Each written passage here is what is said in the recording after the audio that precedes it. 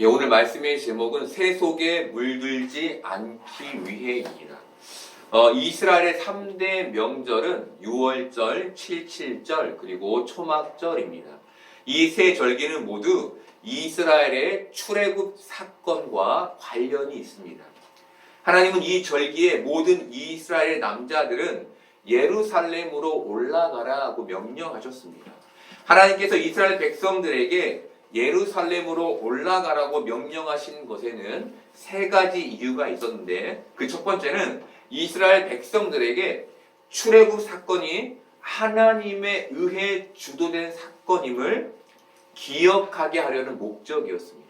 크신 하나님, 능력의 하나님, 그 하나님을 기억하게 하는 것, 이 세상을 살며 그 하나님이 있지 않는 것, 그것을 위해서 그 예루살렘으로 올라가라 라고 명령하신 것이고, 두 번째는 하나님이 이루신 출애굽이 얼마나 감사한 사건인지를 이스라엘 백성들에게 잊지 않게 하기 위함이었습니다.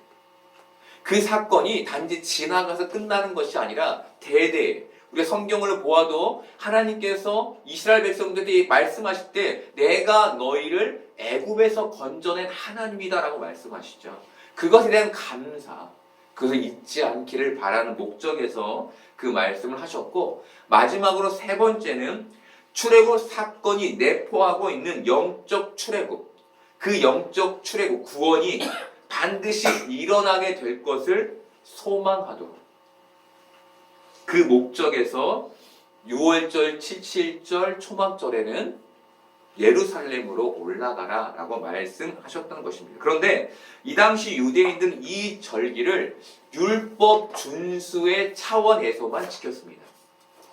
이들은 출애굽을 주도하신 하나님도 잊었고 하나님에 대한 감사도 잊었으며 영적 출애굽을 소망하지도 않았습니다. 이들의 관심은 오로지 절기를 지키는 것에만 있었습니다.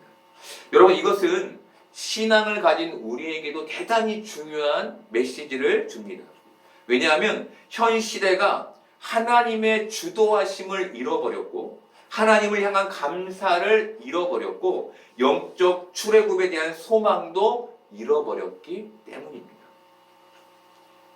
많은 기독교인들이 기독교 세속의 가속화를 우려합니다. 너무 빨리 기독교가 세속화되어 가고 있다는 것이죠. 여러분, 기독교 세속에 속도가 붙은 이유가 뭘까요? 왜 우리가 믿고 있는 이 하나님, 우리가 정결해야 될 이 신앙의 모습, 왜 이런 것들이 급속히 세속화되어 가는 걸까요? 우리가 하나님의 주도하심을 잃고 감사를 잃고 영적 출애굽에 대한 소망을 잃어버렸기 때문입니다. 성도라면 가지고 있어야 할 하나님에 대한 기억, 그 존재하심을 잃어버린 채 이 땅을 살다 보니 우리가 교회가 세속화되어 버린 것이죠. 1980년대 미국의 리처드 헬버스는 이런 말을 했습니다. 교회는 그리스로 이동해서 철학이 되었고 로마로 옮겨가서는 제도가 되었다. 그 다음에 유럽으로 가서 문화가 되었고 마침내 미국으로 왔을 때 교회는 기업이 되었다. 그리고 이 말에 우리나라의 한 영화 감독이 이런 문장을 덧붙였습니다. 그리고 교회는 한국으로 와서 대기업이 되었다. 여러분, 세상과 전혀 다를 것이 없는, 아니 세상을 너무 닮아 있는 교회를 향한 뼈 있는 비판입니다. 이렇듯 기독교가 너무 세속화되어 버린 것이죠. 1절을 보면 예수님께서 갈릴리에서 다니시고 유대에서 다니려 하지 않으셨다라고 기록합니다. 그리고 그 이유를 유대인들이 죽이려 했기 때문이다라고 말합니다. 여러분, 요한은 예수님의 삶을 왜 굳이 이렇게 기록해 놓은 걸까요? 왜? 우리가 요한복음 5, 6장을 통해서 본 내용을 종합해 보면 예수님이 유대인들의 기대를 만족시키지 못했기 때문입니다. 하지만 더 근본적인 이유가 따로 있었는데 그것은 그들이 견고하게 유대인들이 견고하게 구축해 놓은 율법이라는 틀, 다시 말해 그들이 하나님이 아닌 자신들을 위해 구축해 놓은 삶의 방식을 예수님이 위협했기 때문이었습니다. 여러분, 사회에는 사회적 통념이라는 게 있죠. 그렇죠? 암묵적이죠. 우리가 거기에 다 맞추고 따라가요. 사람들은 태어나면서 사회적 통념을 배우고 그것에 자신을 맞춰갑니다. 그래서 그 사회적 통념은 어느 순간 삶의 기준이 되어버립니다. 문제는 그 통념에서 벗어나는 사람을 보게 되면 그 사람을 적대시한다는 겁니다. 왜 적대시할까요? 왜 누군가가 쟤 왜 저러지? 왜 사회적 통념에서 벗어날 때 적대시하게 되는 걸까요?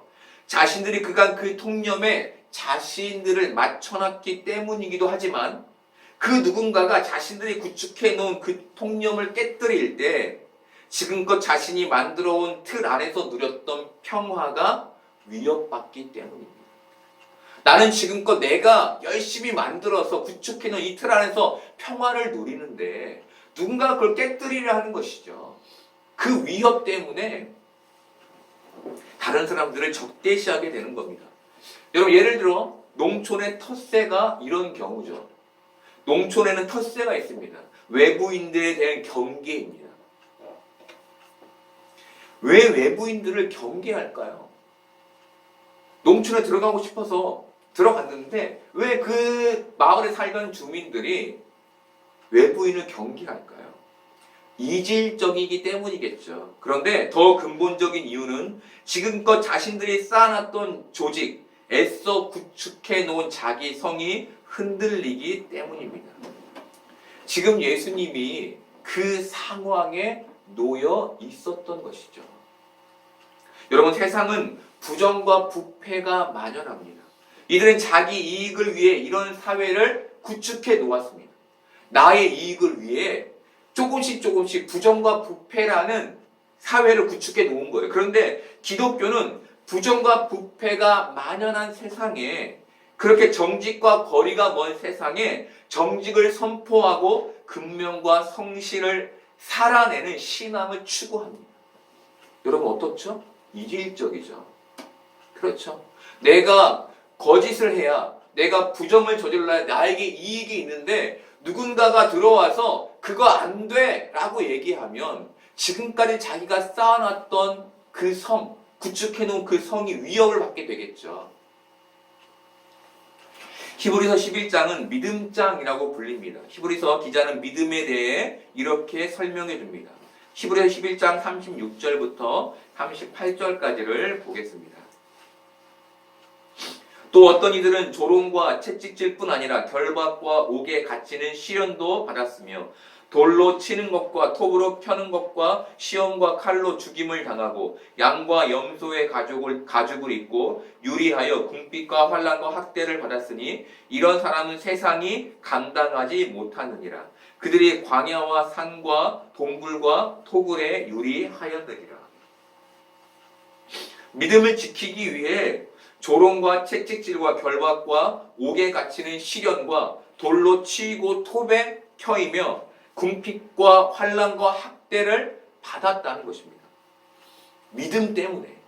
여러분, 왜 믿음을 지키는 게 이토록 어려웠을까요? 왜 세상은 기독교인으로 하여금 이토록 믿음을 지키지 못하도록 만드는 걸까요? 왜 그렇게 고통을 주며 그 기독교의 삶을 못 살게 하는 걸까요? 그들이 자신들이 구축해 놓은 견고한 틀을 깨뜨리기 때문인 것이죠. 자신들의 성을 위협하기 때문입니다. 이렇듯 세상을 향하여 믿음의 신앙을 지켜가는 사람들을 세상은 감당할 수 없는 겁니다. 여러분, 기독교인이 세상과 다른 틀을 가졌기 때문에 세상은 기독교인들을 핍박하는 겁니다. 그래서 믿음으로 살면 고난이 따르는 것입니다. 여러분, 고난이 와도 믿음을 지켜가는 여러분 되기를 바랍니다. 고난 가운데도 세상의 방식이 아닌 하늘의 방식을 살아가는 여러분 되기를 바랍니다. 요한은 예수님이 예루살렘에 갈 수 없는 상황이었다고 밝힌 후 2절에서 유대인의 명절인 초막절이 가까운지라라고 말합니다. 예수님이 절기를 따라 어쩔 수 없이 올라갈 수밖에 없는 상황이었음을 설명해 주는 것이죠. 그런데 예수님은 8절에서 이렇게 말씀하십니다. 너희는 명절에 올라가라. 내 때가 아직 차지 못하였으니 나는 이 명절에 아직 올라가지 아니하노라. 여러분, 율법에 의하면 예수님은 반드시 예루살렘으로 올라가셔야 했습니다. 그런데 예수님은 내 때가 아직 차지 않아서 나는 그렇게 할 수 없다라고 그 절기 지키기를 거절하셨습니다. 여러분, 예수님이 이렇게 율법을 거스를 수 있었던 이유가 어디에 있었을까요? 모든 유대인들이 다 지켜야 했던 그 율법을 지키지 않을 수 있는 이유가 어디 있었을까요? 예수님이 율법보다 하나님의 뜻을 더 중요하게 여겼기 때문이었습니다. 여러분, 기독교에도 기독교적 통념이 있습니다. 예를 들어 주일 지키기, 11조, 주정 헌금, 기도와 성경 읽기 등이 그런 것입니다. 처음 기독교에 입문한 사람은 이런 기독교적 통념, 이런 것들에 이질감을 느낍니다. 그리고 왜 이렇게 해야지? 라는 의구심을 품습니다. 그런데 시간이 흘러서 이 기독교 통념이 체화되면 그때부터는 그 통념의 맹목적이 됩니다. 그리고 그 통념을 위반하는 사람들을 보면 정죄하게 됩니다. 여러분, 예수님께서 하나님의 뜻을 더 중요하게 여기셨다는 것은 바로 이 통념을 맹목적으로 지키는 것을 넘어 그 통념의 목적, 즉 그 통념 위에 있는 하나님의 뜻을 찾았다는 것을 의미합니다. 예를 들어 헌금을 합니다. 제가 우리 청소년부 아이들에게 설교할 때 했던 얘기인데, 헌금을 할 때 여러분 어떻게 헌금을 하십니까? 어떤 의의를 가지고 어떤 마음으로 하십니까? 우리 청소년부 아이들에게 이렇게 얘기했습니다. 헌금을 할 때 하나님께 감사하다는 기도를 드려라. 여러분은 오늘 주일 이렇게 교회에 나오셨는데 어떤 마음으로 이 자리에 나오셨습니까? 맹목적인 복종이 아닌 하나님의 뜻과 인도하심을 묻고 찾음으로 이 자리에 나오셨습니까? 헌금은 왜 하셨습니까? 기독교적 통념으로 하셨다면 이제 그 의미를 하나님으로부터 찾아야 합니다. 그래야 왜곡된 신앙생활, 다른 말로 자기 중심적인 신앙에서 벗어나서 하나님 중심의 온전한 신앙생활을 할 수 있는 것입니다. 여러분, 온전한 신앙생활은 의미를 찾는 습관에서부터 시작됩니다. 의미를 찾는 습관이란 하나님의 은혜와 사랑을 찾고 기억하는 습관을 말합니다. 오늘 내게 안 좋은 일이 닥쳤어도 그 안에서 하나님의 은혜를 찾아가는 것, 하나님의 사랑을 찾아가는 것, 그 습관을 통해야만 온전한 신앙생활이 가능하다는 것이죠. 그래야 지금의 내 생각과 내 행동과 내 신앙이 나를 위한 것인지 하나님을 위한 것인지를 분별할 수 있게 되고, 그래야 올바른 신앙의 방향을 찾아갈 수 있게 되는 겁니다. 그런데 여러분, 많은 사람들이 어떻게 신앙생활합니까? 맹목적이죠. 오늘 여러분 이 자리에 나오신 것도 주일을 지키러 나오신 거잖아요. 너무나 잘하셨습니다. 그런데 여기에서 멈추면 안 된다는 겁니다. 내가 하나님을 만나야 되는 이유, 내가 오늘 이 자리에 나와야 되는 목적, 그것을 습관처럼 기억하며, 다른 말로 하나님의 존재를 기억하며 이 자리에 나오셔야 한다는 겁니다. 앞서 말씀드린 것처럼 하나님은 이스라엘 백성들에게 유월절, 칠칠절, 초막절을 지키게 하셨습니다. 하나님이 이 세 절기를 유대인에게 지키게 하신 이유는 이 현실, 이 세상에서 하나님의 존재를 기억하기를 바라셨기 때문이었습니다. 여러분, 우리에게도 이와 마찬가지의 하나님의 뜻이 있는 것이죠. 왜 주일 성수가 우리에게 지켜져야 합니까? 왜 헌금이 우리에게 드려져야 합니까? 왜 우리가 하나님 앞에 기도를 해야 합니까? 하나님의 존재를, 하나님의 사랑을, 하나님의 은혜를 기억하게 하기 위함인 겁니다. 아멘. 그런데 유대인들은 그 절기를 지켰는가, 그렇지 않은가에만 관심이 있었던 것이죠. 하나님이 지금 그 지점을 지적하시는 겁니다. 너희들 지금 내 뜻과 어긋나 있어. 내 마음은 그게 아니었는데 너는 지금 이것을 지켰냐 지키지 않았냐에만 관심이 있잖아.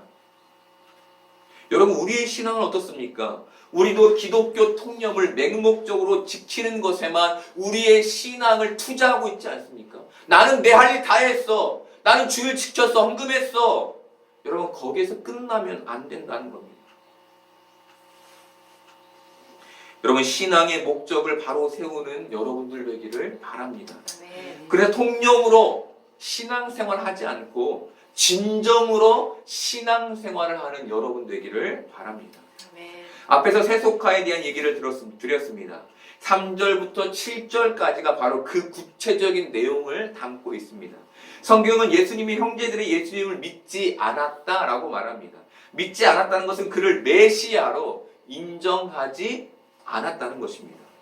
예수님과 함께 자란 형제들이 예수님을 메시아로 인정하기는 쉽지 않았을 겁니다. 지금껏 함께 먹고 함께 마시며 함께 잠을 자던, 가난하여 찢겨진 옷을 입고 살던, 나와 함께 대화하던 그 형이 어느 순간 내가 메시아다?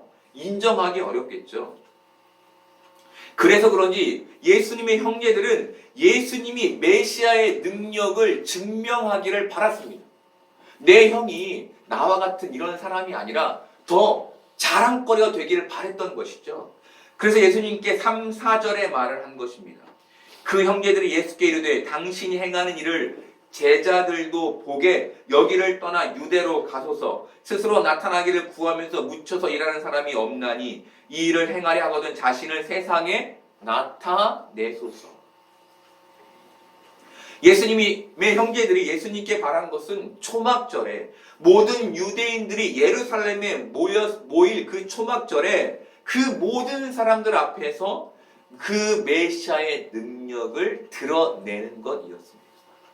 그렇게 자신을 메시아로 증명해 보이는 것이었습니다. 그런데 예수님은 이 말에 6절로 말씀하셨습니다. 예수께서 이르시되 내 때는 아직 이르지 아니하였거니와 너희 때는 늘 준비되어 있느니라. 말씀에서 이 때는 십자가의 때를 말합니다. 요한복음 13장 1절 보겠습니다. 유월절 전에 예수께서 자기가 세상을 떠나 아버지께로 돌아가실 때 그 때가 이룬 줄 아시고 세상에 있는 자기 사람들을 사랑하시되 끝까지 사랑하시니라. 예수님은 세상에 자기의 힘을 드러내려 하지 않으셨습니다. 자기를 과시하려 하지 않으셨습니다. 그렇게 인정받고 인기를 얻으려 하지 않으셨습니다. 왜 그러셨을까요? 왜 예수님은 모든 사람들이 하고 싶은 그 인정받는 자리, 내가 드러나는 자리, 내가 빛나는 자리를 거부하신 걸까요? 예수님의 목적이 십자가였기 때문이었습니다. 세상은 돈을 힘이라고 생각합니다. 외모를 힘이라고 생각합니다. 강력하고 멋진 근육을 힘이라고 생각합니다. 생각한다는 것은 목적으로 한다는 것입니다. 그런데 예수님은 그것을 생각하지 않으셨습니다. 그것을 목적 삼지 않으셨습니다. 오직 십자가의 때만 생각하셨습니다. 십자가의 때만 생각하셨다는 것은 내가 드러낼 수 있는 능력은, 내가 드러내야 할 능력은 십자가의 능력밖에 없다는 의미였습니다. 여러분, 이것은 예수님을 체화해서 영생을 얻은 우리에게 아주 중요한 메시지를 줍니다. 여러분, 우리는 예수님을 이용하여 내 인생을 과시의 인생으로 만드는 사람들이 아닙니다. 예수님을 체화한 우리는 예수님처럼 이 땅에서 십자가를 드러내야 하는 사람들입니다. 우리는 십자가를 목적 삼아 사는 사람들이지 세상의 것을 목적 삼아 사는 사람들이 아닌 겁니다. 돈이 세상의 힘인데 내가 그 힘을 목적 삼아 사는 사람이 아니라는 겁니다. 우리는 이 세상에서 겸손과 낮아짐과 정직과 거룩이라는 십자가의 삶을 세상 사람들에게 드러내야 할 사람들인 겁니다. 우리가 드러내야 할 건 돈과 명예와 권력과 나의 자랑이 아니라 겸손과 낮아짐과 거룩과 정직이라는 그 예수님의 삶, 십자가의 삶을 드러내야 하는 겁니다. 그런데 예수님은 내 때는 아직 이르지 아니하였거니와 라고 말씀하신 후 너희 때는 늘 준비되어 있느니라 라고 말씀하셨습니다. 이 말은 나는 하나님의 시간에 나를 맞추어 살고 있지만 너희는 너희가 시간의 주인이 되어 살고 있지 않느냐라는 의미였습니다.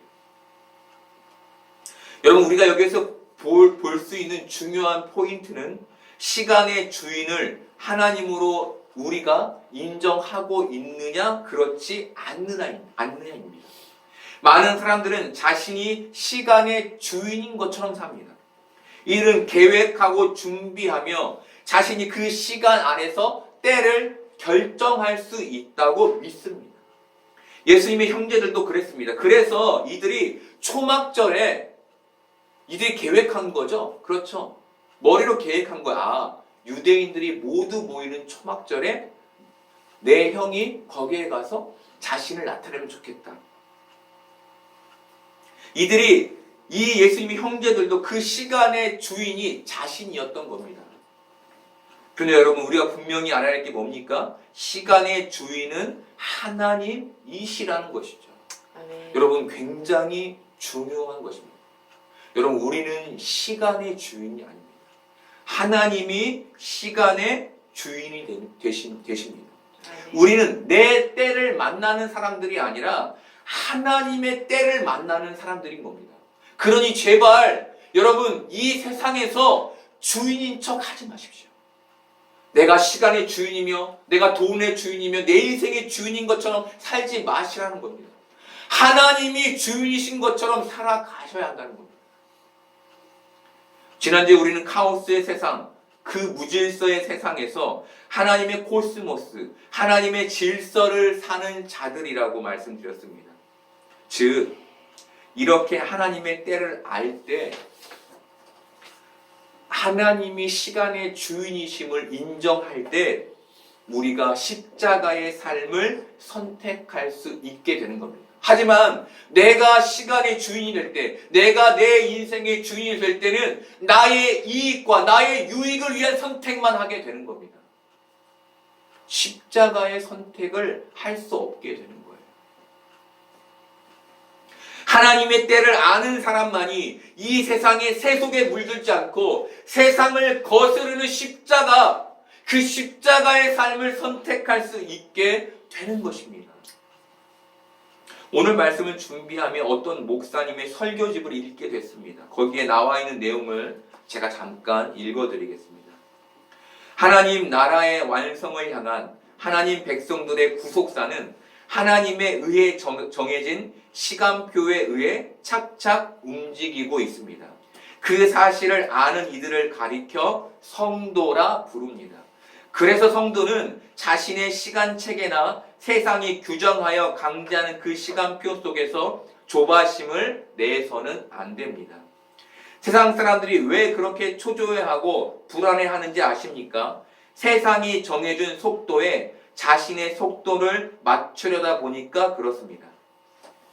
내 나이, 내 경력, 내 외모에는 이 정도 수준의 소유와 명성과 인기가 있어야 한다는 세상이 정해준 속도에 자신을 맞추려 하니까 하나님의 때를 기다리지 못하고 조급한 마음에 롯과 엘리에셀, 이스마엘 같은 것들을 내놓는 것입니다.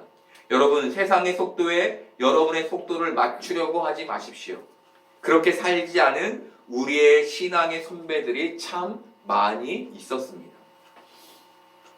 여러분, 하나님의 때를 알아야 십자가의 삶을 선택할 수 있게 되는 것입니다. 그래야만 우리가 온전한 신앙의 삶을 살아갈 수 있는 것입니다. 여러분, 하나님의 때를 기억하는 여러분들 되기를 바랍니다. 예수님은 7절을 통해 세상이 너희를 미워하지 아니하되 나를 미워하니 이는 내가 세상의 일들을 악하다고 증언함이라 라고 말씀하셨습니다. 여러분, 왜 세상이 예수님을 미워하는데 예수님의 형제들은 미워하지 않은 걸까요? 예수님의 형제들은 세속적이었기 때문입니다. 쉽게 말하면 세상과 생각이 같았던 것이죠. 그런데 예수님은 왜 이 세상에 미움을 당한 걸까요? 예수님의 그 생각이 세상과 달랐기 때문이었습니다. 그 세상의 일들, 바로 그 힘의 논리, 과시의 논리, 자랑의 논리를 악이라고 증언하셨기 때문이었습니다. 여러분, 세상에서 1등을 하지 말라는 말이 아닙니다. 최고가 되지 말라는 말이 아닙니다. 우리는 최선을 다해 1등을 해야 하고 최선을 다해 최고가 되어야 합니다. 그런데 그 1등을 과시하지 말라는 것입니다. 과시하기 위한 목적으로 나를 좀 빛나게 하고 드러내려는 목적으로 1등이 되려 하지 말라는 것입니다. 주목받고 인정받고 자랑하고 힘을 얻고 싶어서 1등 하지 말라는 것입니다. 대신 십자가를 드러내라는 것입니다. 겸손해지고 낮아지고 정직해지라는 것입니다. 여러분, 우리는 이 세상에서 하나님의 때를 기다리는 사람들입니다. 우리가 드러낼 것은 십자가밖에 없는 사람들입니다. 여러분, 세속화된 신앙이 아닌 예수님을 먹어 체화된 신앙인이 되기를 바랍니다. 그렇게 세상에 구축해 놓은 세속화에 도전하며 신앙 하나하나의 의미를 찾음으로 여러분의 신앙을 살아있게 하는 여러분 되기를 바랍니다. 그렇게 십자가의 가치를 최고의 가치로 알고 세상에서 모든 신앙의 의미를 발견하며 건강한 신앙생활, 온전한 신앙생활을 하는 여러분들 되기를 소망합니다.